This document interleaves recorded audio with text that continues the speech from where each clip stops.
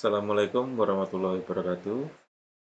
Jumpa lagi dengan saya, Asisten GIS. Kita akan membahas tutorial yang ke-8, yaitu kebencanaan. Nah, di sini ada 4 kelompok besar data, yaitu potensi bencana, kita singkat PB, kemudian kapasitas, KAP, kerentanan, MIN, evakuasi, EF. Nah, di dalamnya ada informasi-informasi. Ini tetap ya, ini sebagai eh, kontrol info yang akan kita masukkan. Nantinya akan hasilnya seperti ini. Jadi PB, potensi bencana, itu adalah MA, titik lokasi potensi munculnya api. Ya, aktivitas-aktivitas masyarakat yang menggunakan api, ya seperti warung, restoran, pabrik, eh, produksi batu bata menggunakan tungku api ataupun kegiatan-kegiatan lainnya. Kemudian TT adalah titik jaringan listrik tidak teratur, dalam arti tidak teraturnya itu saling berhimpitan yang bisa menimbulkan konsleting. Kemudian kapasitas KAP, ini di dalamnya ada AP, yaitu titik lokasi ambil air pemadaman. Bisa hidran, bisa sungai, bisa drainase, bisa sumur. Jadi ini akan dikodekan. Kemudian AK adalah titik lokasi alat kebakaran. Ya, secara standar sih hanya hidran mungkin, tapi kalau secara komunal sudah terbentuk eh, apa itu pengawas, ada apa itu petugas yang bisa menyiapkan seperti bak pasir, timba-timba, ataupun peralatan-peralatan yang digunakan untuk pemadaman secara manual, bukan petugas yang profesional. Ini bisa disediakan sendiri oleh masyarakat. Kemudian kerentanan atau MIN, ini ada beberapa, yaitu AB, arah aliran air banjir. Ini nanti digunakan untuk desain penanggulangan banjirnya, pembangunan drainase ataupun tanggul, atau pengarah aliran air agar masuk ke jaringan drainase. Kemudian AG, arah aliran genangan, area genangan air banjir, kita drainasi mana area mana yang biasa tergenang.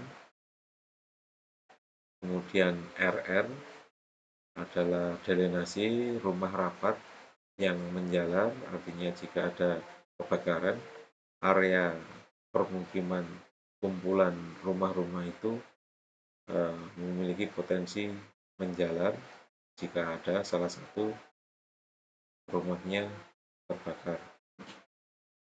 Jika daerah yang tidak rapat itu tidak perlu kita drainasi, artinya tidak memiliki potensi menjalarnya kebakaran. Untuk evakuasi ini ada beberapa, yaitu TK, titik kumpul, ya misalkan bisa lapangan atau area terbuka. Kemudian JE, ini jalur evakuasi, jadi kita gambarkan secara vektor. Nah, kita akan mulai untuk contoh, yaitu misalkan di sini ada jaringan sungai. Ini merupakan sebuah kapasitas, artinya bisa digunakan sebagai air pemadam, entah secara manual atau menggunakan kendaraan pemadam kebakaran menggunakan selang yang panjang. Bisa secara manual menggunakan timba yang secara bergotong royong diangkut secara berjajar kita ketik kap, koma, ini kapasitas ya, kap, kemudian koma AP, air pemadam, kemudian kita kasih keterangan sungai. Jika ini drainase, kita ketik sama dengan drainase atau saluran irigasi misalnya, ataupun sumur yang ada di dekat, sumur yang di luar terutama di luar rumah. Kemudian PB, misalkan di sini ini adalah ada tiang listrik misalnya, dan di situ banyak jaringan kabel-kabel yang semrawut, yang saling tumpang tindih, bisa berpotensi menimbulkan konsleting. PB, potensi bencana, kemudian TT, kemudian PB yang lain yaitu MA, potensi munculnya api. Kita sebutkan di sini tungku pembakaran, posisinya di mana. Jadi misalkan ada beberapa warung, ya kita akan ketik, kita akan kasih titik-titik warung itu. Misalnya ada restoran, nah, di sini mungkin kodenya sama, tinggal sama dengannya sama dengan restoran atau warung gorengan misalnya, yang berada di area permukiman warga. Nah, kemudian kapasitas yang lain yaitu alat kebakaran, yaitu hidran, misalnya di sini. Nah, kita titik, kemudian kita ketik kap, koma, AK, hidran. Nah, untuk yang kerentanan main, misalkan AB, arah aliran air. Jadi misalkan sungai ini sering meluap, arah aliran luapannya, aliran airnya bisa digambarkan, mungkin tidak lurus ya.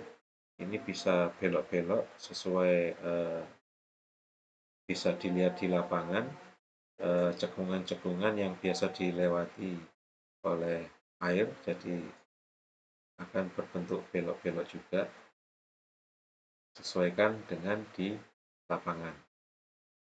Misalkan ada beberapa jalur ya, jadi main atau kerentanan AB, arah air banjir, arah aliran air banjir.